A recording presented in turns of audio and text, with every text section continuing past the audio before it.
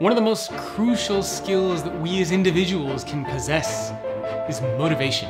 Now, I'm not just talking about the kind of motivation where, oh man, I really don't want to work out, I really don't want to do that, I gotta motivate myself to do it. Although that's part of it. I'm talking about motivation in terms of learning to learn new things, motivation to speak up at work, motivation to experiment. When we look at this rapidly changing world of work and life that we live in, you have to motivate yourself to do these different types of things.